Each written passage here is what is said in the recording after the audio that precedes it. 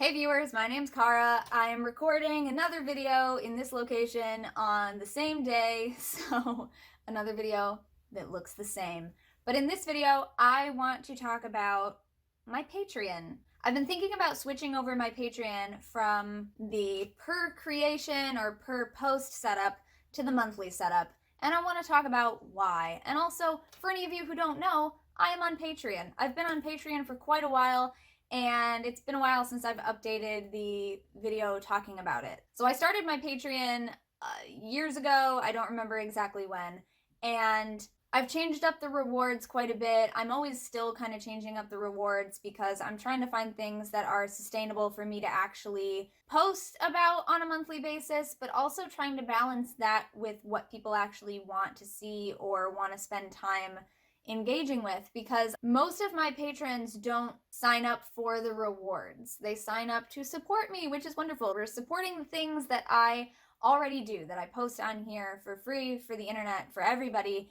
And it's just support to enable me to keep doing that work and making these things available for everyone. So a lot of people who join don't really care about the rewards, which is lovely in a sense. But then also, if I'm spending a lot of time making sure that I'm posting those rewards, and then months later I look back and I see no one has actually looked at them, then I think, why am I spending hours of my time making sure that I'm doing these extra projects and things and posting them if nobody's actually looking at them? So I'm always trying to figure out a balance with that.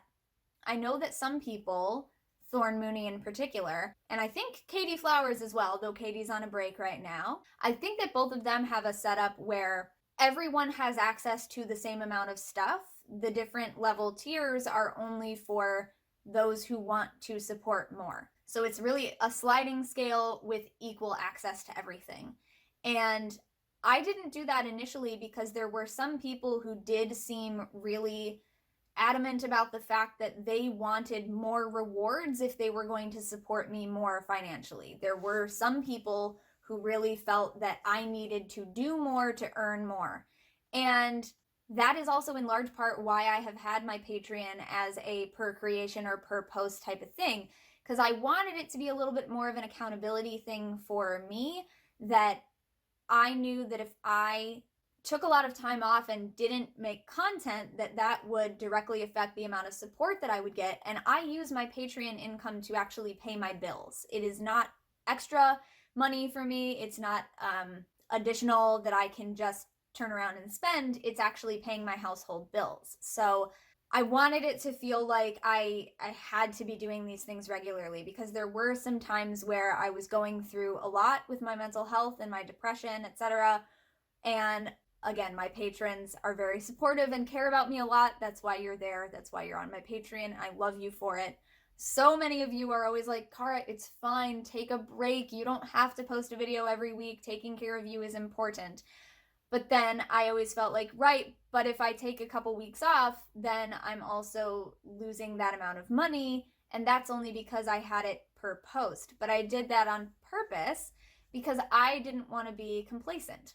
Now, in 2021, so far, I've gotten a little bit off of my posting schedule, to be fair. When April hit, I was out of town and I didn't know that my mom's upload speeds are abysmal. So, to be fair, I got a little bit off track with my scheduling while I was there because I did not know that it was going to be difficult for me to upload while I was out of town.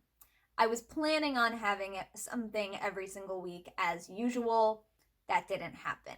And then May has been really, really busy for me as well, so I'm just still trying to catch up. But when I look back at my planner, January, February, and March of this year were pretty much right on. I was doing a video every week, not at the exact same hour, but I was getting a video up at the end of each week, every weekend, more or less, for myself.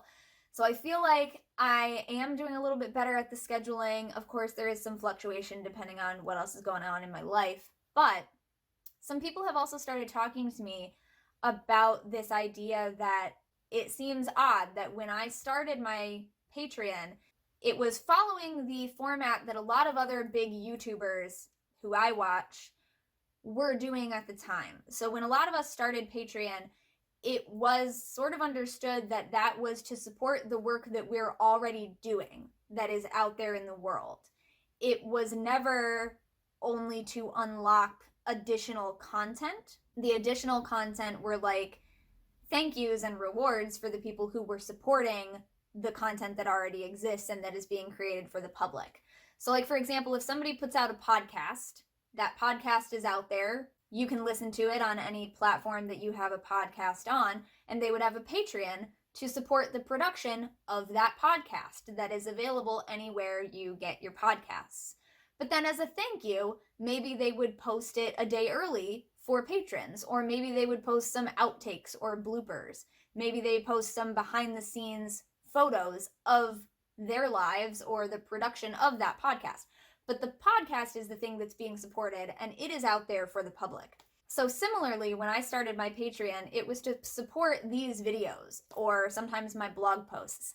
I was never really sure how to incorporate in the blog posts because I didn't think, or I didn't know if people would consider the blog posts the same amount of work and importance as the videos. Even though I definitely put many hours into both of those things, in my mind, I thought some of these very vocal people who were very concerned about me not doing enough to earn their support, I thought they would think, oh, I'm here to support the videos, and then you posted a blog post. That's not the same. That's not worth my support. I know, I let a lot of this get to me and I shouldn't have. Those people aren't even here anymore, okay? They've left. They revoked their support. So why am I still worrying about it? Things, they get into your head and you start wondering if other people don't feel the same way and are just not saying it, you know? So these are just things that I've had in mind all of these years. But more recently, people have started talking to me about this and saying like, well, it doesn't really make sense to me that the thing that I'm supporting is the thing that's already being posted for the public. Like, why, if I'm following you there and I'm following you there, I'm getting it 3 different places instead of just getting additional stuff on Patreon. Now, again, these people still are not following just for the bonus stuff, but I guess there are some more Patreons out there now who did start up to specifically support an extra project that is beyond what they were already doing. And that's every creator on Patreon's personal decision of how they want to put things together, right? But so, for example, Katie Flowers added on the Blossom Book Club, which is through the Patreon community, and that is in addition to the videos that Katie already posts. Thorn also posts a lot of additional behind-the-scenes stuff. And as I mentioned earlier, both of them are doing this on a true sliding scale basis where everybody is getting access to the same amount of stuff no matter how much you pledge. I, of course, love the idea of a true sliding scale. It is what I like to use for classes and workshops and all kinds of things like that. I have simply shied away from it because I do rely on this income, and I was worried that some people simply would support less if they knew that they would get all of the same material for less money. And again, I only thought that because there were some people who said that to me. You know, there were some people who said, well, why would I pay you $20 if I can get the same amount of content for $5? And I guess ultimately that's always up to you as the consumer and supporter as well. And I know everybody's got their own budgets going on. I so do not mind when my patrons have to lower their support for a while and then they add it back up a little bit later and it fluctuates. You know, that's fine with me. So I don't know, right? I don't know why I've allowed these things to bother me so much. And more recently, there is another reason why I'm thinking that changing it to the monthly will make a little bit more sense. And that is something that I've never had a problem with before in previous years. But just in this past year, I've had multiple instances of a few different people, some of them multiple times, joining my Patreon, being there for a little while, and then leaving, revoking their pledge, before they ever actually have to pay me anything. So if you don't know, the per post or per creation or per whatever setup is such that you get charged at the end of every month for your support, and then I get it by the beginning of the following month. So when you sign up, you don't have to pay anything right away, but you immediately, I think, have access to all of the posts. And so what some people have been doing is joining, sticking around for a while, not really saying anything, so I don't actually know if they're checking out all of the content that's available on there or not. But then they leave before the deadline of when you would be charged for your pledge amount. So feasibly, they would have been able to look at as much content as they wanted for free and leave without ever having to give me $1. If it is set up for the monthly view, you get charged immediately, whatever day you sign up, and then after that, you get charged on the first of every month. So it's paid up front instead of at the end. And I'm not sure why they do it differently for the per creation, other than the fact that it depends on how many things I posted in the month. So they have to wait till the end of the month to determine how many things I've posted before they know how much to charge people. But I still kind of wish the initial one existed just like it does with the monthly, because again, I've never had a problem with this before, but just recently I've noticed it multiple times with multiple people, and one person has done it 3, 4, 5 times, has come in, stayed for a while, and then left after like a day, 2 days, 3 days, whatever. Sometimes it's before I even realize that I've had a notification that somebody has joined, they're gone. And as far as I know, they could be checking out all of the content that I have there and then leaving without ever actually having to support, which I just feel like is in poor taste, right? That's not the point of Patreon. The point of Patreon is to support creators.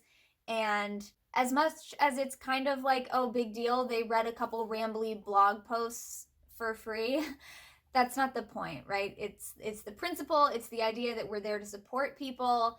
And it just feels like lately I've had a few people trying to take advantage of the system that I currently have in place to see the exclusive stuff that I'm sharing with my supporters without actually having to be a supporter. And that just doesn't feel fair. It doesn't feel fair to the people who are supporting or anything like that. So I haven't changed it yet at the time that I'm recording this video. It's the end of May.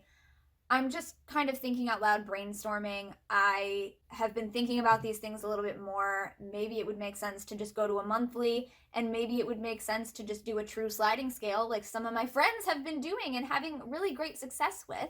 So, I trust their success, and maybe that would also help me in terms of the sustainability of the kinds of stuff that I offer, because that way, some months I do post the little extra things that usually are for my top level tier, but then I go a few months without doing any of that because I get discouraged by the fact that nobody's really checking them out. But even so, if I want to do it sometimes and I don't get around to doing it other times, if it's monthly and it's just everybody gets access to everything, then it doesn't matter if I do some of these things every other month or once a season. The support is there no matter how much stuff I post or which type of stuff I post every month, because I do post things every single month. But sometimes I do group readings, sometimes I don't. Sometimes I post audio stuff, sometimes I don't. Sometimes I post behind the scenes pictures because I've actually gone somewhere and taken pictures that I want to show everybody. Sometimes I don't, because I don't go anywhere and I'm just around my house. And if you just want to see more and more pictures of my animals, then great.